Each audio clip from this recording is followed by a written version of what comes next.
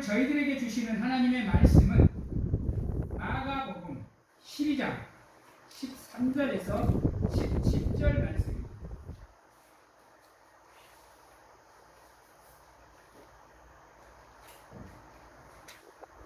마가복음 12장 13절에서 17절 말씀 제가 봉독해 드리도록 하겠습니다. 그들이 예수의 말씀을 책 잡으려 하여 바리새인과 헤롯 땅 중에서 사람을 보내니 와서 이르되 선생님이여 우리가 아노니 당신은 참되시고 아무도 꺼리는 일이 없으시니 이는 사람을 예물보지 않고 오직 진리로서 하나님의 도를 가르치심이니이다. 가이사에게 세금을 바치는 것이 옳으니까 옳지 아니하니까 우리가 바치리까 말리까 하되 예수께서 그 외식함을 아시고 이르시되 어찌하여 나를 시험하느냐 데나리온 하나를 가져다가 내게 보이라 하시고 가져왔거늘 예수께서 이르시되 이 형상과 이 글이 누구의 것이냐 이르되 가이사의 것이니이다. 이에 예수께서 이르시되 가이사의 것은 가이사에게 하나님의 것은 하나님께 바치라 하시니 그들이 예수에 대하여 매우 놀랍게 여기더라. 아멘.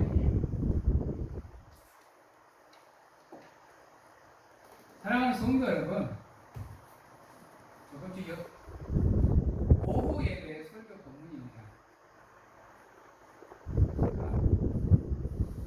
제대로 말씀을 전해드리지 못해서 다시 연구를 해서 내용을 완전히 180도 바꿔서 여러분들에게 다시 하나님의 말씀을 선포하려고 준비했습니다. 우리 목사님 저번 주 설교문 다시 쓴다라고 서운해하지 마시고 우리 목사님이 전하고 싶은 메시지가 있어서 다시 그 말씀을 통해서 선포를 하시는구나 라고 생각을 하시고 집중을 해주시기 바랍니다. 사랑하는 성도 여러분, 하나님을 중심에 두는 삶은 무엇일까요? 어떻게 해야 우리가 하나님을 우리의 삶의 중심에 두고 살아갈까요?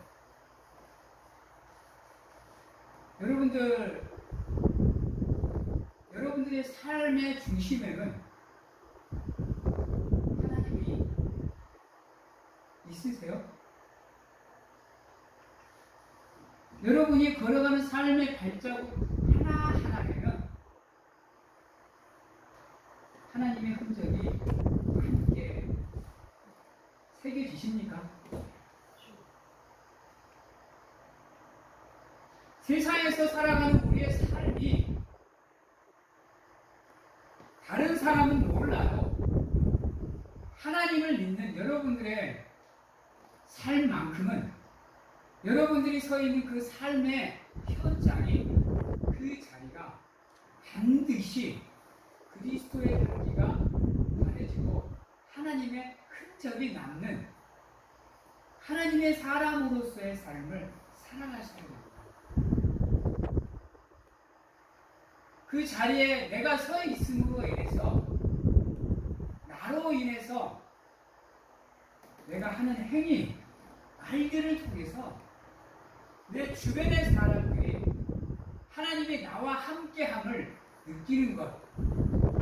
저 사람은 예수 그리스도를 믿는 사람으로서 우리와 다르구나. 구별되어지는 삶의 모습이 보여지면서 그들이 나로 인해서 하나님을 찾고 나로 인해서 하나님의 형상을 찾고 그들이 하나님의 형상이 회복되는 삶. 이게 바로 하나님이 중심에 있는 사람의 삶입니다. 그런데 아이러니하게도 세상 사람들은 둘째 치고 하나님을 믿고 살아가는 우리조차도 때로 하나님이 있는지 없는지조차 헷갈리면서 살아갈 때가 너무나 많아요.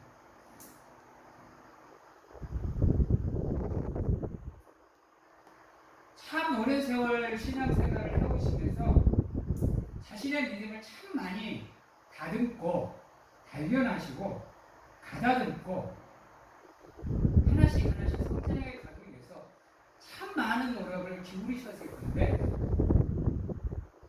그럼에도 불구하고 그 노력이 헛 되어지는 삶을 살아가고는 있지 않는지, 괜히 나의 모습이, 나의 삶이 내 삶의 현장에 비추어지는 하나님의 영광을 가리고 있지는 않는지, 내 입술을 통해서 혹여나 예수 그리스도의 이름을 더럽히고 있지는 않는지, 저 사람들에게 하나님의 말씀을 전하기는커녕 하나님의 은혜조차 가로막고 있지 않는지를 생각해 보셔야 됩니다. 오늘 말씀 속에는 두 가지의 무리가 나옵니다. 한 사람은 바리새인이고 한 사람은 헤롯 당입니다. 이 두 무리는요, 그 누구보다도 하나님을 잘 믿고 있다고 생각하는 무리들이에요. 누구보다도 하나님의 말씀을 잘 알고 있는 바리새인, 하나님의 말씀을 깊이 연구하는 무리들입니다.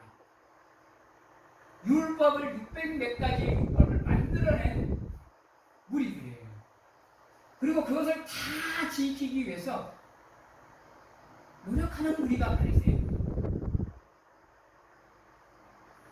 누구보다도 구약 성경을 드럽하고 있고 누구보다도 구약 성경을 잘 알고 있는 이들이라 메시아에 대한 예언을 누구보다도 잘 알고 있는 사람들이에요. 헤롯 당은 자기가 가진 믿음을 지켜내기 위해서, 이스라엘 민족들의 믿음의 근간을 지켜내기 위해서 싸우는 거예요. 이 로마 시대에 이스라엘 민족들의 그 신앙, 그 율법을 지켜나가기 위해서 무던히도 애를 쓰고 그것을 수호하기 위해서 노력하는 분들이 이들이에요. 그런데 아이러니하게도 이들은 정작 자기들에게 주어진 구원의 기회를 받아들이지는 못했습니다. 이해를 못했습니다. 자신들을 구원해 주기 위해서 보낸 하나님의 아들을 이들은 알지 못했어요. 한번 생각해 보세요. 나를 위해서 이 땅에 하나님이 직접 오셔서 나를 구원해 주기 위해서 힘쓰고 예수고 노력하시는데, 정작 나는 하나님인지 사탄인지를 구별을 못해. 그래놓고 내 신앙이 최고인 줄 알아요. 이건 헛불성설입니다. 바리새인들은 아무리 자기가 사람들 앞에서 경건한 척, 거룩한 척, 하나님의 말씀을 많이 공부한 척 해봐야 헛방인 거라요. 왜? 하나님을 알아보지 못했기 때문에. 왜 아브라함이 위대한 줄 아십니까? 왜 아브라함이 이스라엘의 믿음의 조상이 되는 줄 알아요? 여러분,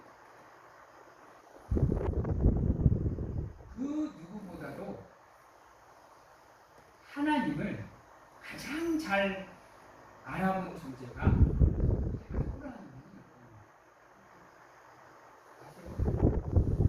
아브라함은요, 하나님이 당신을 찾아왔을 때 단 한 번도 놓친 적이 없어.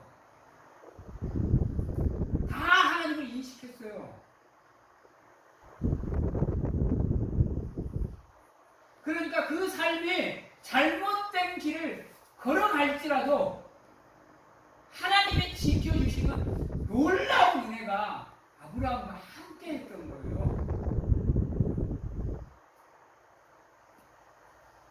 그래서 우리도 마찬가지인 거예요.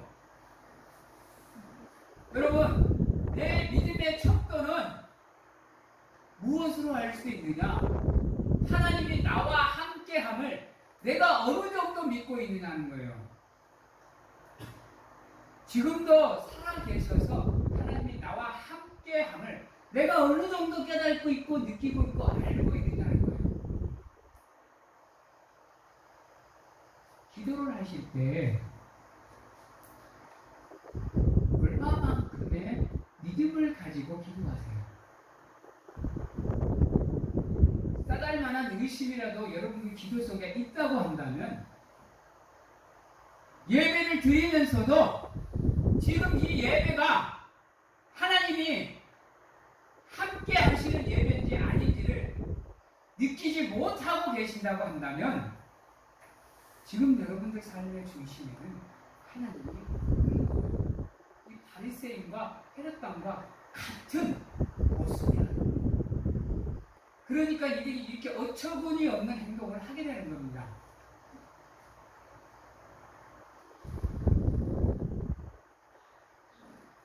어떠한 일을 하느냐? 첫 번째, 하나님을 시험하려고 듭니다. 가깝게도 예수 그리스도를 시험하려고 해요. 왜요? 왜 시험하려고 들어요? 이유는 딴 데 있지 않아요. 예수를 구세주로 구원자로 인정하지 않기 때문입니다. 사람으로 생각하니까요. 인간으로 생각하니까 이런 교만한 죄를 지울 수 있는 거예요.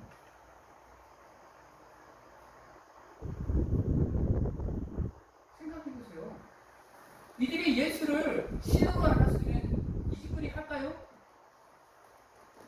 하나님을 시험하라고 들어요? 만나서 못해요. 괜히 잘못 시험했다가 후드라 맞을 걸 아는데 왜 시험을 해요?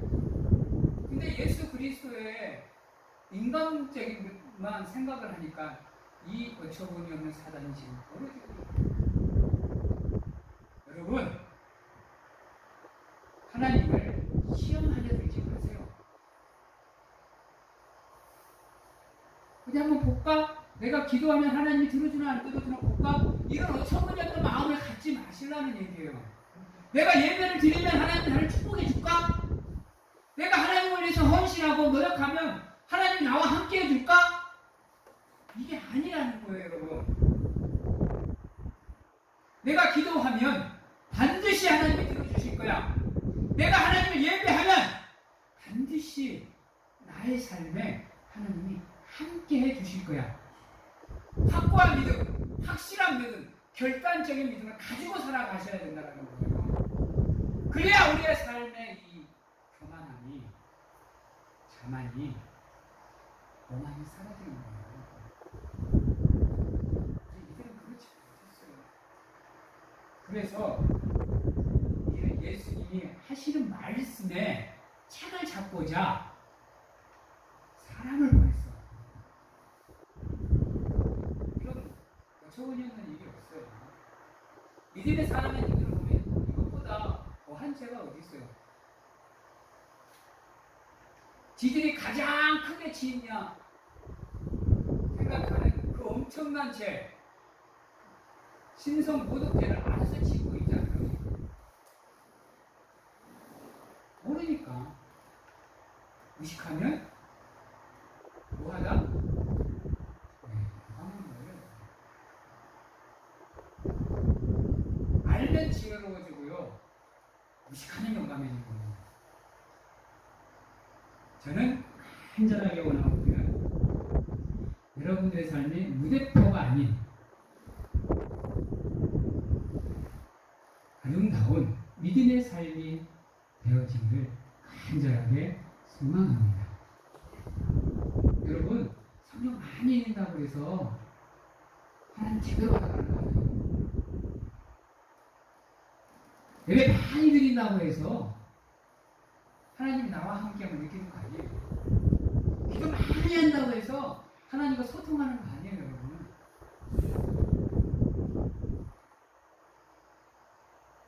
여러분들의 중심이 가로잡혀 있어야 됩니다.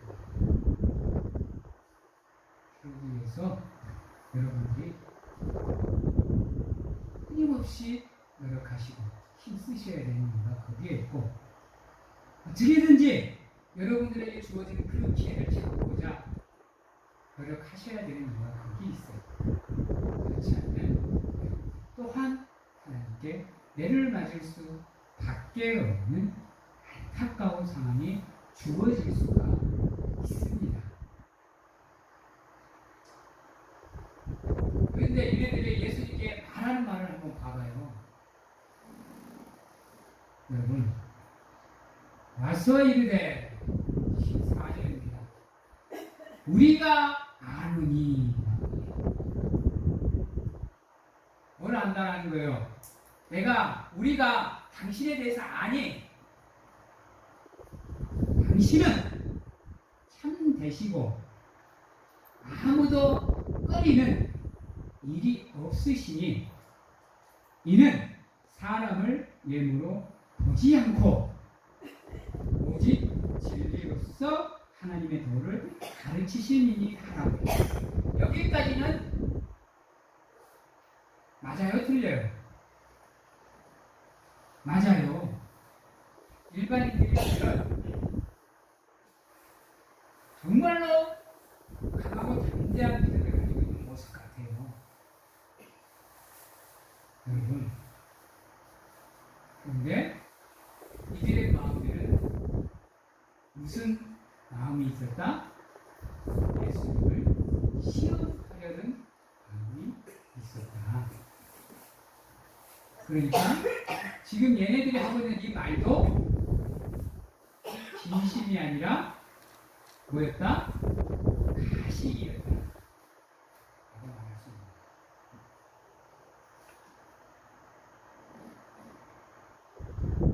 누가 생각나세요?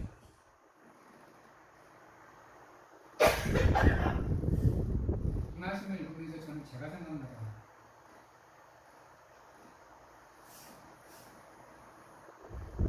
누구보다도 하나님을 잘 알고 있는 거예요. 그래서 여러분들 앞에 서서 하나님의 말씀을 배워나가고 선포하는 거예요. 누구보다도 하나님께 믿음의 고백을 드리고 신앙을 드리는데도 결정적인 순간에는 내 삶이 최우선이에요. 내 가족이 최우선이에요. 소근함의 삶을 살고 있는 내 모습을 조명해보더라고요. 그렇더라고요. 그래서 다시 한번 부족하지만 내 삶을 한번 돌아보는 시간을 가졌습니다. 여러분, 우리 삶의 모습입니다. 안타깝지만 지금 여러분이 걸어가고 있는 길이에요. 내 기분에 따라서 좌지우지되는 신앙, 내 주변 환경에 따라서 좌지우지되는 일, 좋은 믿음, 싫은 믿음, 싫은 믿음, 이게 지금 우리의 모습이라고. 그리고 하나님 앞에 나와서는 하나님이 모르는 것처럼 가식적인 모습을 보여요. 내 죄를 싹 썩어놓고 하나님, 난 지금까지 이렇게 살아왔어요. 하나님을 위해서 헌신했어요. 하나님을 위해서 노력했어요.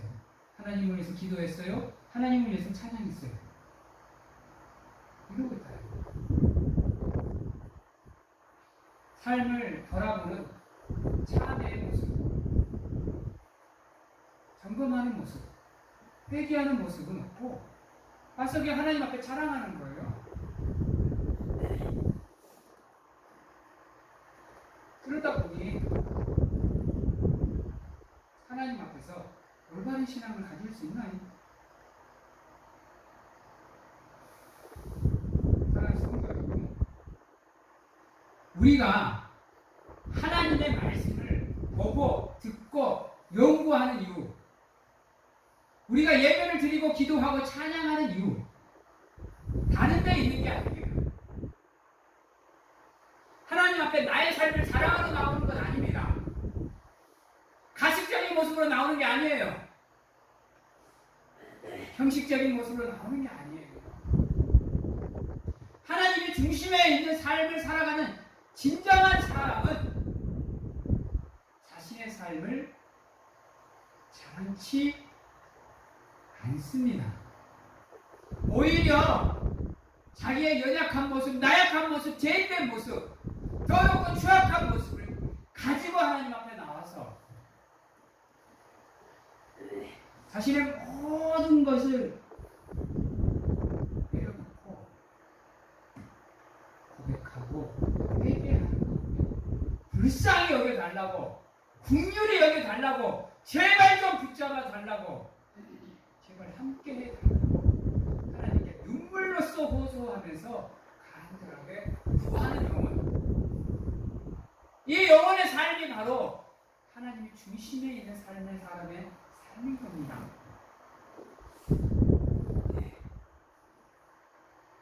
그래서 그들이 물어봐요. 가이사에게 세금을 바치는 것이 합당한지 안 한지, 믿음의 사람으로서 세상에서 살아가는 삶이 나은지 싫은지 물어봐요. 하나님은 모를 거라고 생각을 하고, 왜? 자기들이 아침에 앞에다가 믿음의 고백을 해놨으니까.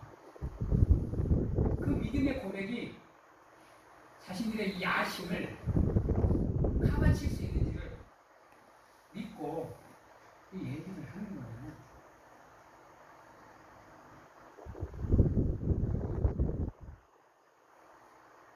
근데요, 놀랍게 15절에 보면 이렇게 얘기합니다. 우리가 갇히리까 말까 한데 예수께서 그 외식함을 뭐해요? 하시고. 여러분, 우리 하나님 속일 수 없다니까요. 왜 자꾸 하나님을 시험하려고 그래요? 왜 그것을 믿음으로 포장하려고 그래요? 왜 이선적인 믿음 생활을 하려고 그래요? 왜 이장하고 포장해요, 믿음을? 사람들에겐 그게 통한다니까요. 근데요, 하나님께는 안 통해요. 지금 내가 드리고 있는 예배의 모습이 사람들은 예배를 잘 드리는 모습이구나, 집중하고 있구나 해도요, 중심을 보시면 하나님은 우리의 지금 마음의 상태, 우리 삶의 모습, 우리 믿음의 모습을 아신다니까요. 감추려 가지 마세요. 더 이상 숨기려 가지 마세요. 여러분들의 상처받은 영혼, 여러분들의 고통받는 삶, 곧 무너져 내려올 것 같은 여러분들의 육신을 흔들리는 여러분들의 믿음을 지금 하나님은 알고 계신다니까요. 그러기에 아낌없이 하나님께 드리세요. 망설임 없이 하나님께 드리세요.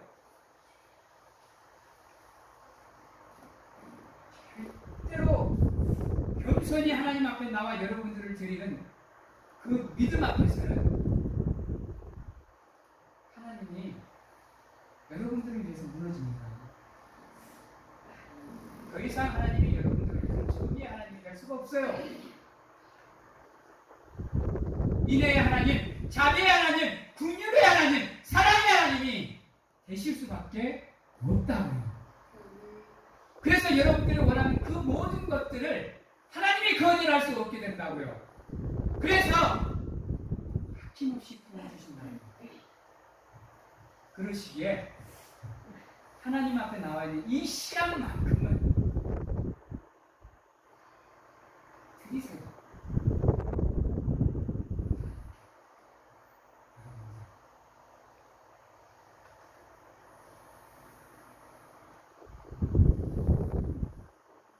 중요한 게 뭐냐? 그러한 삶을 살려면 어떻게 살아야 되느냐? 15절 마지막 절입니다. 어찌하여 나를 시험하느냐? 대나리온 하나를 가져다가 내게 보이라. 가져왔거늘 예수께서 이르시되 이 형상과 이 글이 누구의 것이냐? 이르되 가이사의 것입니다. 이에 예수께서 이르시되 가이사의 것은 가이사에게, 하나님의 것은 하나님께 바치라. 뭐 하라는 얘기예요? 세상 것과 하나님의 것을 뭐 하라? 따라해 봅니다. 구별하라.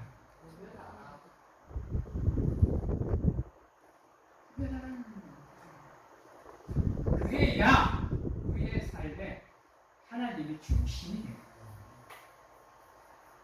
하나님이 우리의 삶의 중심이 되는 사람만이 바로 이것을 구별할 수 있는 삶을 살게 되는 거예요.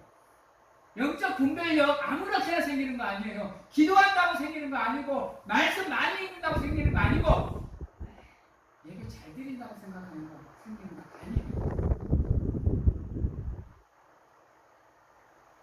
우리의 삶에 하나님이 있느냐? 예수 그리스도의 십자가가 세워져 있느냐? 우리 마음의 성전에 성령이 모셔져 있느냐? 우리의 삶이 하나님의 앞에서 겸손한 삶을 살고 있느냐? 우리의 심령이 얼마나 가난하느냐에 따라서 가질 수 있는데, 성령의 인도하심에 따라서 가질 수 있는 게 영적 분별력. 왜 여러분들을 그리스도인이라고 부르는지 아십니까? 바로 여러분들은 세상과 구별되어지는 예수님의 사람이기 때문에 그리스도인이라고 말하는 거예요. 그럼 여러분들의 삶 중심에 하나님이 없고 물질이 있고 세상이 있고 탐욕이 있고 욕망이 있다는 것은 지금 여러분들이 헛된 삶을, 헛된 믿음을 가지고 있다는 겁니다. 여러분이 하나님의 중심에 있는 구별되어진 삶을 살면 세상 사람들이 여러분들을 어떻게 보느냐? 17절 마지막! 그들이 예수께 대하여 매우 놀랍게 여기더라. 바로 여러분들을 그들이 그리스도인이라 인정해 주는 거예요. 그 삶에 여러분들이 살 수 있다니까요.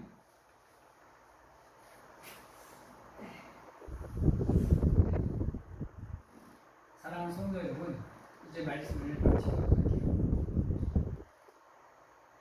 여러분들은 그리스도인입니다. 여러분들은 영적 나시린들입니다.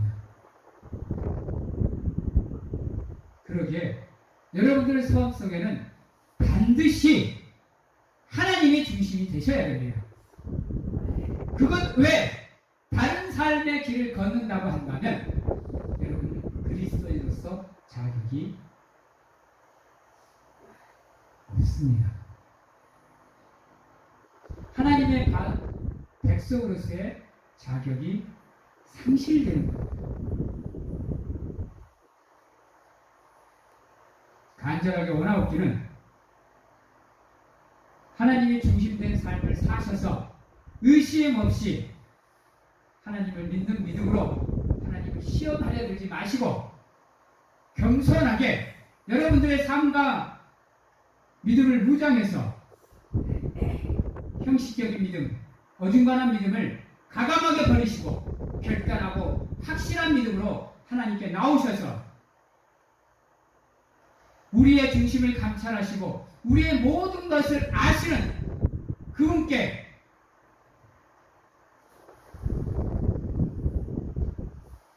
여러분들을 하나님께 드리는 아름다운 믿음의 삶, 예배의 삶, 삶 제사의 삶을 살아가시는 우리 사랑하는 성도님들이 다 되시길 주님의 이름으로 축원합니다.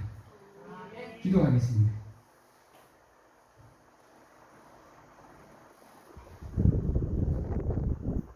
사랑과 자비와 긍휼이 넘치시는 하나님, 매 순간 저희들을 불쌍히 여겨주시옵소서. 긍휼히 여겨주시옵소서.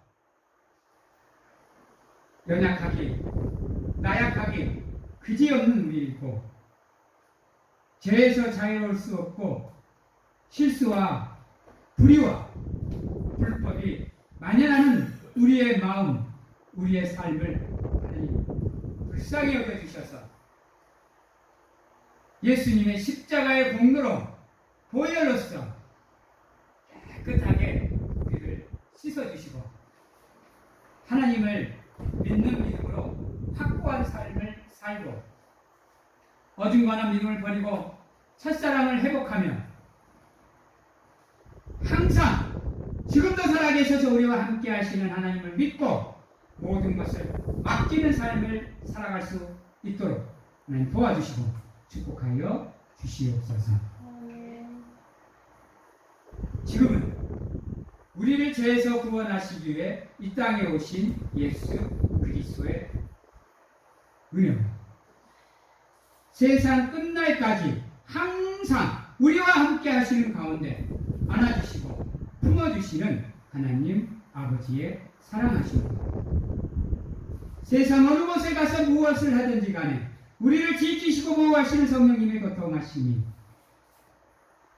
오늘 이 자리에서 온전히 하나님만 바라보며 확실하고 결단하는 믿음으로 하나님께 영광을 돌리는 가운데 온전히 하나님만 의지하고 신뢰하는 삶을 살게 하고 확실하고 결단하는 귀한 하나님의 성도님들 머리 위로 가정과 직장, 자녀와 건강 위에 지금부터 영원토록 함께 하시기를 축원하옵나이다.